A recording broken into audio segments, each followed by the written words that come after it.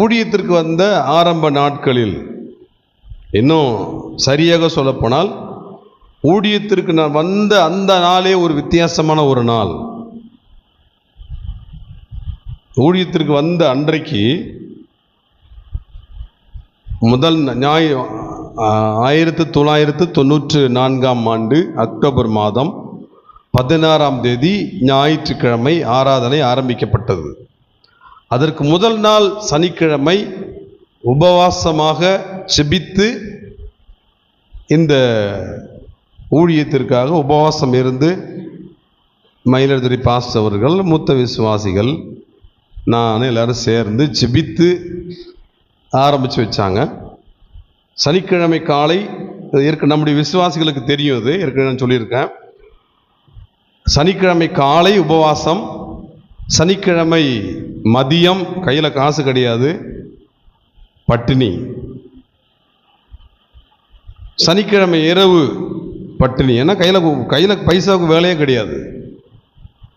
ஞாயிற்றுக்கிழமை காலையும் பட்டினி தான். ஞாயிற்றுக்கிழமை காலம் உபவாசம் இருக்க மாட்டான். ஞாயிற்றுக்கிழமை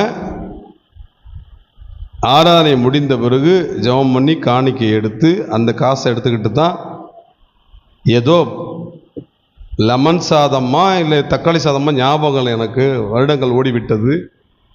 ரொம்ப விலை கம்மி. அப்போல்லாம் ஹோட்டல் கணேஷ் பவன், இன்றைக்கி ஹோட்டல் கந்தாஸ் இருக்குது, அதே இடத்துல அதே ஓனர் தான். அன்றைக்கு உள்ள பெயர் கணேஷ் பவன், இன்றைக்கு உள்ள பெயர்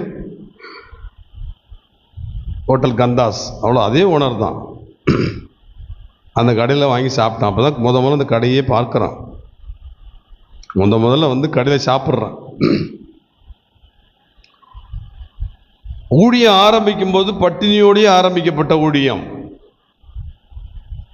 அந்த நாளிலிருந்து மதியம் சாப்பிட்டேன் பாருங்க, அந்த காணிக்கை எடுத்து சாப்பிட்டேன் பாருங்களா, அன்றையிலிருந்து இந்த நொடி வரைக்கும் கர்த்தர் பட்டினி போட்டதே கிடையாது.